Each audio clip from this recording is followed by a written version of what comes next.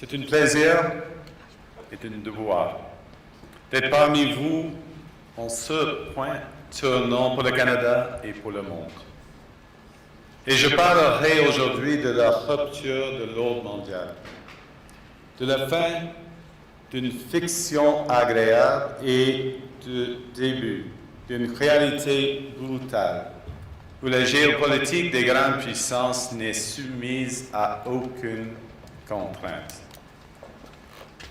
Mais je vous soumets, par ailleurs, que les autres pays, en particulier les puissances moyennes comme le Canada, ne sont pas impuissants. Ils possèdent la capacité de construire une nouvelle ordre qui intègre nos valeurs, comme le respect des droits humains, le développement durable, la solidarité, la souveraineté et l'intégrité territoriale des États. La puissance des moins puissants commence par l'honnêteté. It seems that every day we're reminded that we live in an era of great power rivalry, that the rules-based order is fading, that the strong can do what they can and the weak must suffer what they must. And this aphorism of Thucydides is presented as inevitable, as the natural logic of international relations reasserting itself. And faced with this logic, there is a strong tendency for countries to go along to get along, to accommodate, to avoid trouble, to hope that compliance will buy safety. Well, it won't. So what are our options? In 1978, the Czech dissident Václav Havel, later president, wrote an essay called The Power of the Powerless. And in it, he asked a simple question: how did the communist system sustain itself? And his answer began with the greengrocer. Every morning, the shopkeeper places a sign in his window: "Workers of the world unite." He doesn't believe it. No one does. But he places the sign anyway to avoid trouble, to signal compliance, to get along. And because every shopkeeper on every street does the same, the system persists. Not through violence alone, but through the participation of ordinary people in rituals they privately know to be false. Havel called this living within a lie. The system's power comes not from its truth, but from everyone's willingness to perform as if it were true. And its fragility comes from the same source. When even one person stops performing, when the greengrocer removes his sign, the illusion begins to crack. Friends, it is time for companies and countries to take their signs down. For decades, countries like Canada prospered under what we called the rules-based international order. We joined its institutions, we praised its principles, we benefited from its predictability. And because of that, we could pursue values-based foreign policies under its protection. We knew the story of the international rules-based order was partially false, that the strongest would exempt themselves when convenient, that trade rules were enforced asymmetrically. And we knew that international law applied with varying rigor depending on the identity of the accused or the victim. This fiction was useful. And American hegemony in particular helped provide public goods, open sea lanes, a stable financial system, collective security, and support for frameworks for resolving disputes. So we placed the sign in the window. We participated in the rituals. And we largely avoided calling out the gaps between rhetoric and reality. This bargain no longer works. Let me be direct. We are in the midst of a rupture, not a transition. Over the past 2 decades, a series of crises in finance, health, energy, and geopolitics have laid bare the risks of extreme global integration. But more recently, great powers have begun using economic integration as weapons. Tariffs as leverage, financial infrastructure as coercion, supply chains as vulnerabilities to be exploited. You cannot live within the lie of mutual benefit through integration when integration becomes the source of your subordination.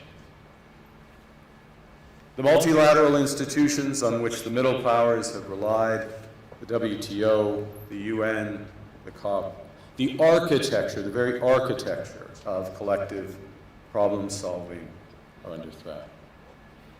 And as a result, many countries are drawing the same conclusions, that they must develop greater strategic autonomy in energy, food, critical minerals, in finance, and supply chains. And this impulse is understandable. A country that can't feed itself, fuel itself, or defend itself has few options. When the rules no longer protect you, you must protect yourself. But let's be clear-eyed about where this leads. A world of fortresses will be poorer, more fragile, and less sustainable. And there's another truth.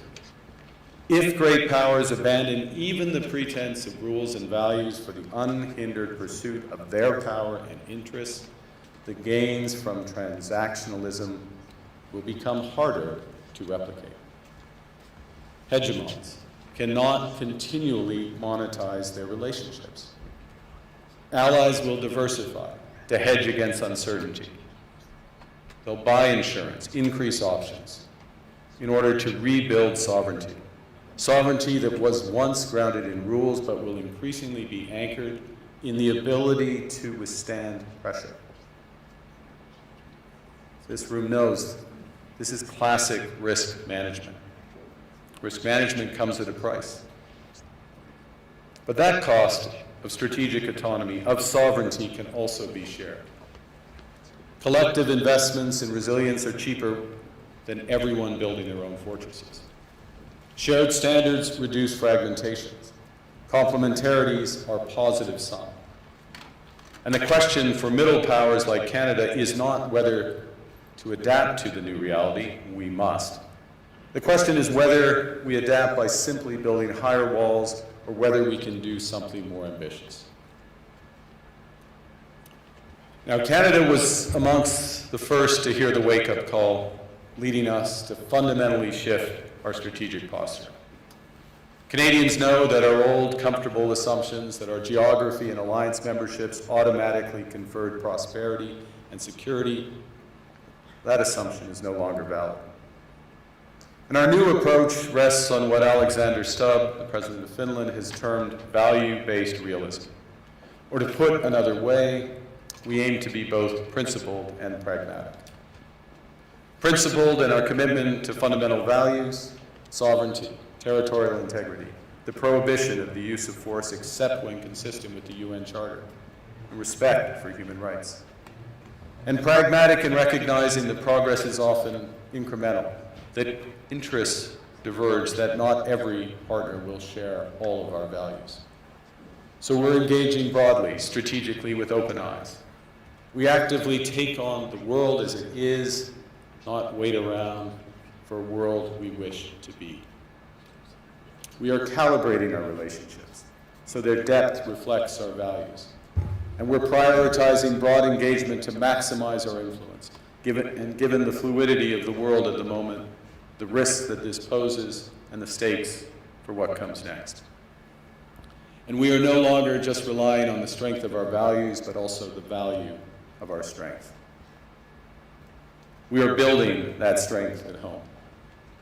Since my government took office, we have cut taxes on incomes, on capital gains, and business investment. We have removed all federal barriers to interprovincial trade. We are fast-tracking $1 trillion of investments in energy, AI, critical minerals, new trade corridors, and beyond. We're doubling our defense spending by the end of this decade, and we're doing so in ways that build our domestic industries. And we are rapidly diversifying abroad. We've agreed a comprehensive strategic partnership with the EU, including joining SAFE, the European Defense Procurement Arrangements. We have signed 12 other trade and security deals on 4 continents in 6 months. The past few days, we've concluded new strategic partnerships with China and Qatar. We're negotiating free trade pacts with India, ASEAN, Thailand, Philippines, and Mercosur. We're doing something else. To help solve global problems, we're pursuing variable geometry. In other words, different coalitions for different issues based on common values and interests. So on Ukraine, we're a core member of the Coalition of the Willing and one of the largest per capita contributors to its defense and security. On Arctic sovereignty, we stand firmly with Greenland and Denmark and fully support their unique right to determine Greenland's future.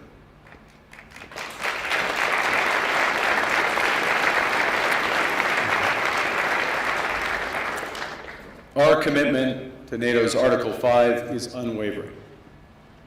So we're working with our NATO allies, including the Nordic-Baltic Gate, to further secure the alliance's northern and western flanks, including through Canada's unprecedented investments in over-the-horizon radar, in submarines, in aircraft, and boots on the ground, boots on the ice.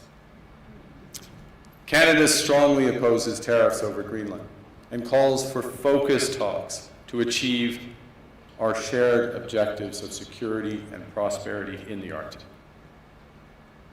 On plurilateral trade, we're championing efforts to build a bridge between the Trans-Pacific Partnership and the European Union, which would create a new trading bloc of 1.5 billion people.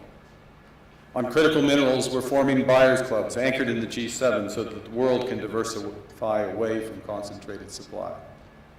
And on AI, we're cooperating with like-minded democracies to ensure that we won't ultimately be forced to choose between hegemons and hyperscalers. This is not naive multilateralism, nor is it relying on their institutions. It's building coalitions that work, issues by issue, with partners who share enough common ground to act together. In some cases, this will be the vast majority of nations. What it's doing is creating a dense web of connections across trade, investment, culture, on which we can draw for future challenges and opportunities. Argue the middle powers must act together because if we're not at the table, we're on the menu. But I'd also say that great powers can afford for now to go it alone. They have the market size, the military capacity, and the leverage to dictate terms. Middle powers do not. But when we only negotiate bilaterally with a hegemon, we negotiate from weakness. We accept what's offered. We compete with each other to be the most accommodating. This is not sovereignty. It's the performance of sovereignty while accepting subordination. In a world of great power rivalry, the countries in between have a choice: compete with each other for favor, or to combine to create a third path with impact. We shouldn't allow the rise of hard power to blind us to the fact that the power of legitimacy, integrity, and rules will remain strong if we choose to wield them together. Which brings me back to Havel. What does it mean for middle powers to live the truth? First, it means naming reality. Stop invoking rules-based international order as though it still functions as advertised. Call it what it is: a system of intensifying great power rivalry where the most powerful pursue their interests using economic integration as coercion. It means acting consistently, applying the same standards to allies and rivals. When middle powers criticize economic intimidation from one direction but stay silent when it comes from another, we are keeping the sign in the window.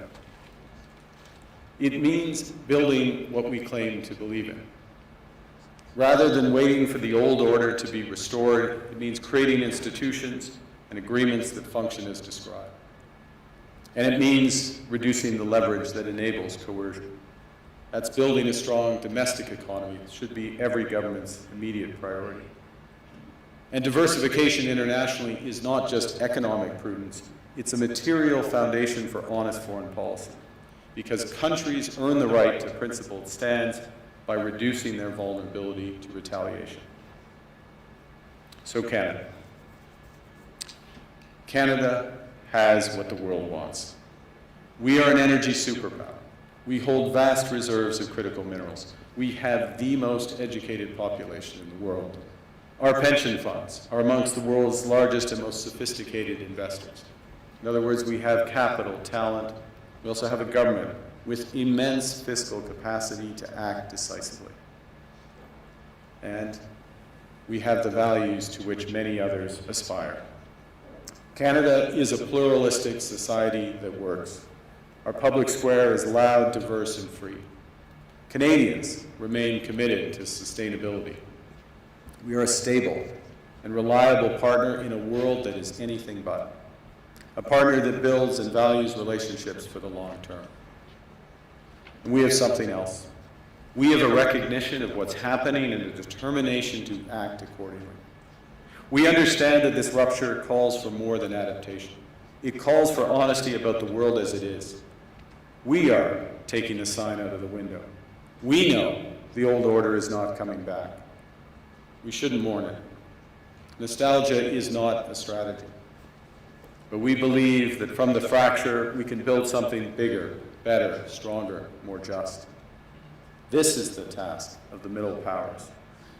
The countries that have the most to lose from a world of fortresses and most to gain from genuine cooperation. The powerful have their power. But we have something too. The capacity to stop pretending, to name reality, to build our strength at home, and to act together. That is Canada's path. We choose it openly and confidently, and it is a path wide open to any country willing to take it with us. Thank you very much.